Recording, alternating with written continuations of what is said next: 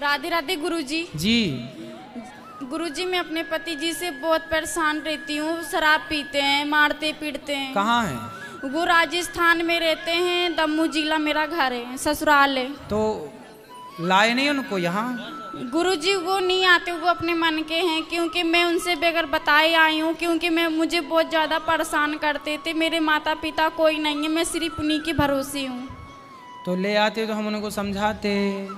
गुरुजी वो आती ही नहीं है। मैं उनसे अगर बोलूँगी भी और नहीं भी बोलूँगी तो भी वो नहीं आते। मैं अभी उनको कल परसों फ़ोन करके बोली थी तो बोले कि मैं नहीं आऊँगा। तो फिर आपको उन्होंने भेज दिया कि तुम चली जाओ? गुरुजी नहीं, वो मुझे मारे पीटे थे, इसकी वजह से मैं चली आई। और एक बार मैं और आई थी, कम से कम 1 साल हो गया यहाँ पे, तो फिर मैं चली गई। आप नहीं थे तो मैं चली गई थी। तो पति को समझाओ और ले आओ हमारे पास, हम समझाएंगे तरीके से। गुरुजी वो कहीं जाती ही नहीं है, वो सिर्फ पीने में मस्त रहते हैं। फिर क्या किया जाए? फिर आप उनको गुरुजी आप मतलब आशीर्वाद दीजिए कि उनका शराब पीना छोड़ जाए, क्योंकि गुरुजी मेरे 2 बच्चे हैं, एक लड़की एक लड़का। शराब पीना तो देखो आशीर्वाद से छूटता तो हमारा आशीर्वाद है ही है, सब संतों का आशीर्वाद है। सत्संग से छूटेगा ना बेटा शराब। जब सत्संग, जैसे अंधकार को मिटाने के लिए दीपक जलाना पड़ता है, ऐसे ये शराब इत्यादि अंधकार में जो पड़ा हुआ है उसके लिए ज्ञान की रोशनी चाहिए, ज्ञान का दिया चाहिए। क्योंकि गुरुजी मैं गांव में रहती हूँ उनके साथ में, तो भी अच्छा एक काम करो, आप पत्नी हैं, आप अपने पति से इतना प्रेम करो, अर्थात अपने प्रेम में इतना उसको अपनी ओर खींचो कि फिर वो आपके हिसाब से चले। ऐसा नहीं हो सकता। बहुत सारी पत्नियां तो पतियों को उंगलियों पर नचाती हैं। गुरुजी वो हमारा सुनते ही नहीं है। और एक तो ये तो बात कुछ ऐसा करो ना कि वो आपकी सुने। आप पत्नी हैं और उसकी, उसको स्त्री ना पति को चाहे पुरुष को चाहे तो उंगलियों पे नचाए, तो आप नचाओ। और एक तो गुरुजी वो मतलब छूटेगी शराब। एक तो गुरुजी एक तो हमारा कोई नहीं है, माँ बाप, इसके वजह से वो मौका का फायदा उठाते हैं, मारते पीटते हैं, इसीलिए हमारा सुनते भी नहीं है। चलो भगवान से प्रार्थना करेंगे कि आपकी पति की बुद्धि बढ़िया हो और भगवान कृपा करेंगे। और तो गुरुजी सबसे ज्यादा तो पीते हैं, डेली पीते हैं, एक दिन का नहीं काम है, डेली का काम है। और 2 पैसा बचाते भी नहीं है, जितना कमाते हैं सब पीने में खर्चा कर देते हैं। वही कंपनी में काम करते हैं, राजस्थान में रहते हैं, अभी तो गांव में रहते थे। ले आना। अभी तो हमने जैसा कहा, कोशिश करो कि आप अपने पति को अपने प्रेम में ऐसे मस्त कर लो कि वो आपकी ही बात माने, किसी की ना माने। और या फिर ले आओ हमारे पास, तो हम कोशिश करेंगे। गुरुजी मैं छोटे छोटे 2 बच्चे लेके मैं अपनी बहुत ज़्यादा टेंशन में रहती हूँ। मैं सिर्फ भगवान से यही प्रार्थना करती हूँ कि काश मेरे पति पीना छोड़ दें, बाकी मेरे लिए जो भी करें सब अच्छा होता है। बिल्कुल, हर स्त्री परेशान है जो शराब पीते हैं उनसे। तो शराब तो बहुत गलत है, गंदी है। भगवान से प्रार्थना ही कर सकते हैं, तो जरूर करेंगे आपके लिए। राधे राधे गुरुजी। खुश रहिए। राधे राधे गुरुजी। हाँ हम नेपाल से आए हुए हैं जी। हमको आपका आशीर्वाद चाहिए। खुश रहिए, खुश रहिए। राधे राधे गुरुजी। जी गुरुजी मेरा एक प्रश्न है कि जो ब्रज की जो माटी घर लेके जाना चाहिए कि नहीं लेके जाना चाहिए? प्रणाम करना चाहिए यहीं पे। यहाँ की मिट्टी को यहाँ से बाहर नहीं ले जाना चाहिए। अगर हम अपने घर लेके जाते हैं तो कुछ मतलब अच्छा तो रहता है ना? ब्रज की माटी को ब्रज में ही रहने दिया जाए। प्रसाद के रूप में आप ले जाएं तो फिर बाद में जब आए तो लेके फिर वापस ले आएं, और फिर ऐसा कर लें। ब्रज की माटी को ब्रज में ही रहने दें, यहीं प्रणाम करें। यहाँ की माटी भी, आप ये बताओ कि यहाँ आने के बाद आपको जाने का मन करता है? नहीं गुरुजी। फिर तो जब आपको मन नहीं करता तो यहाँ की माटी को भी यहाँ से बाहर जाने का मन नहीं करता ना। वो यहाँ की माटी भी बड़ी भाग्यशाली है कि वो यहाँ की माटी है, इसलिए उस माटी को, उस रज को यहीं प्रणाम करो। धन्यवाद। राधे राधे गुरुजी। खुश रहो। राधे राधे गुरुजी। जी मैं बिहार से आई हूँ, कुछ देना चाहती हूँ दक्षिणा। अभी मिलेंगे तो आप दे देना। खुश रहो, अभी मिलेंगे। अभी प्रभु जी राधा वल्लभ श्री हरिवंश। श्री हरिवंश। प्रभु जी मैंने 2020 में एक मकान लिया था, उसका कर्जा मैं अभी तक नहीं चुका पाया हूँ, और मेरी दुकान की कमाई भी अच्छी होती है। मुझे ये समझ में नहीं आता मैं किस तरीके से अपना कर्जा मुक्त हूँ। कर्जा मुक्त होना चाहते हैं? हाँ जी। कितना कर्जा है? कर्जा मेरे ऊपर कम से कम 5 लाख का कर्जा है मेरे ऊपर।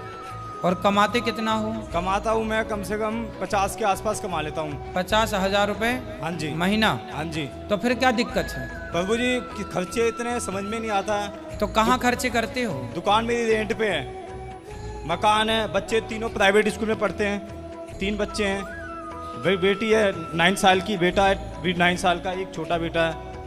खर्चे इतने प्रभु समझ में नहीं आता है कि करूँ तो करूँ क्या। भैया और मेहनत करो, प्रॉफिट को और बढ़ाओ और खर्चों को और कम करो, फिर जो पैसा बचेगा फटाफट कर्जा चुकाओ। कर्जा आज महाभारत में एक बार यक्ष ने धर्मराज युधिष्ठिर से पूछा कि सबसे सुखी व्यक्ति कौन है? हाँ जी प्रभु।